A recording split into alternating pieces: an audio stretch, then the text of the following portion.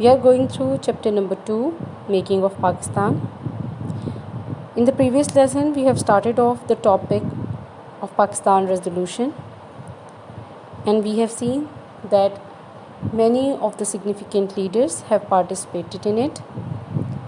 Today, we are going to discuss the topics: Quaid-e-Azam's presidential address, text of the resolution, and reaction to the resolution.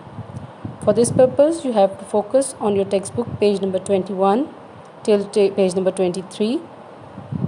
The lesson objectives are: by the end of the lesson, students will be able to analyze Quaid's presidential address, text of resolution, and reaction of British and Hindus on the resolution.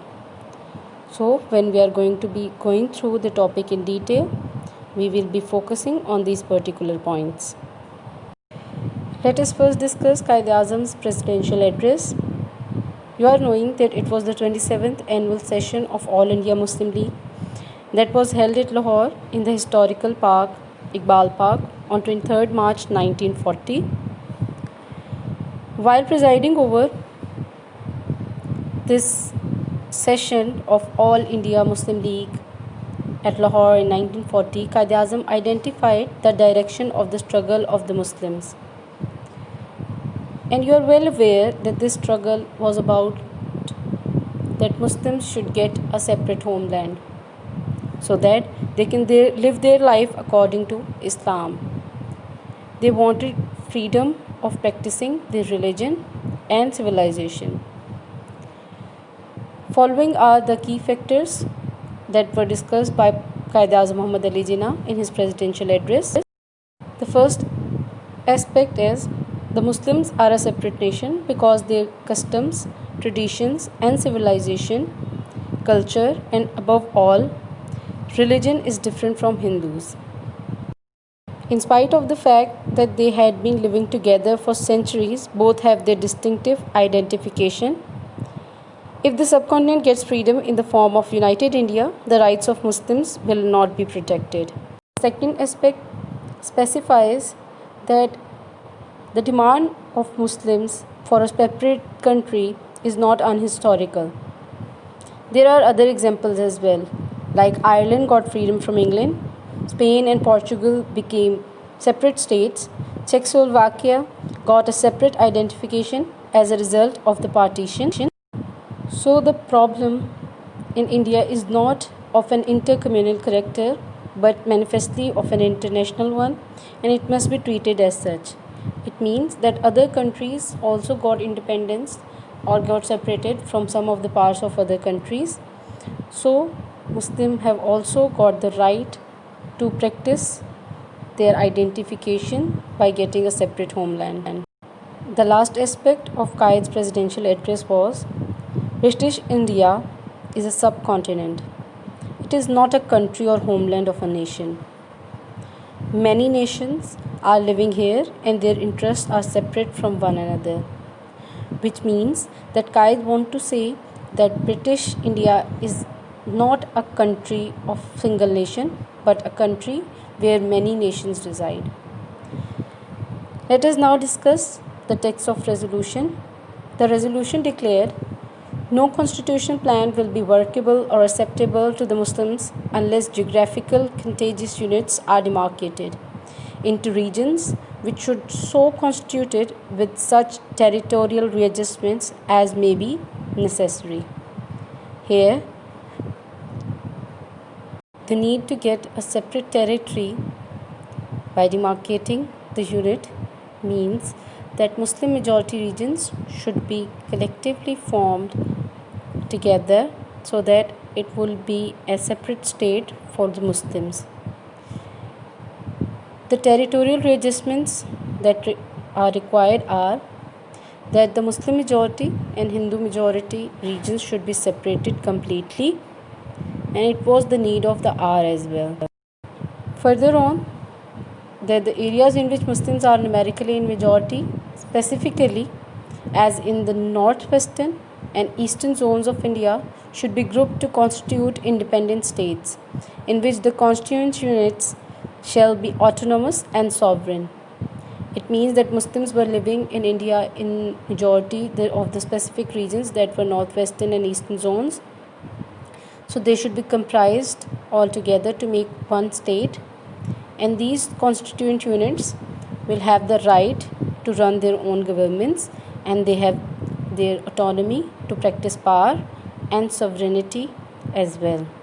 So the resolution has clarified the stance that the regions in which Muslims are in majority should be comprised together so that Muslims can have their own autonomous and a sovereign state. In addition, the resolution declared that adequate, effective and mandatory safeguards shall be specifically provided in the Constitution for the minorities in the units and in the regions for the protection of their religious, cultural, economic, political and administrative and other rights of the minorities with consultation. Here in this text of resolution, it is clear that adequate steps should be taken for the protection of the rights of minorities. At that time in subcontinent, the minority referred to as the Muslims, but after separation, the minorities referred to other religious people who were residing over in Pakistan. The text of the resolution also specified that special arrangements thus should be made for the security of Muslims where they were in a minority. Means even if the partition takes place, the Muslims who will be in the part of India should also be given security. Now let's see how the different parties residing in subcontinent at that time reacted to the resolution. This certainly a reaction that is going to be against the Muslims, and it will be a criticism on the demand of a separate land.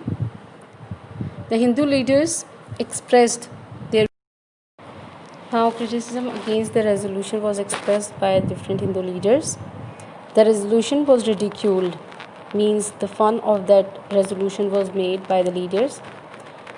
Gandhi and Hindus opposed the resolution absolutely. They completely denied of passing of this resolution. All India Muslim League named this resolution as Lahore Resolution, but Hindu press ridiculously began to write it as Pakistan Resolution. The Muslim leaders adopted this new term, and today it is called as Pakistan Resolution.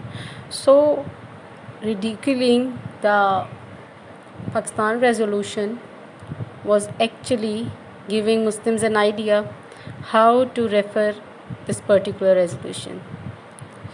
The British press called the resolution or Pakistan of Jinnah. The Hindu newspapers were also criticizing the particular resolution. The particular newspapers that did so were Hindustan Times, Modern Review and Amrita Bazaar Patrika. They wrote different editorials against the plan of partition.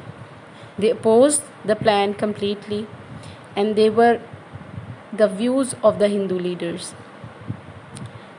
Have a detailed reading from textbook page number 21 to 23, and we have also prepared a worksheet that is going to be shared in your class group that you have to solve for this particular topic.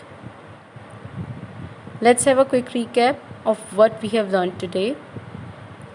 Hindus were of the view that the proposal for the partition will be rejected, but Muslims of the subcontinent had decided their future. As a result of great struggle, they succeeded in getting Pakistan after 7 years only, because we are covering the timeline from 1940 to 47. So the instance of 1940, that was the Lahore Resolution, has been elaborated.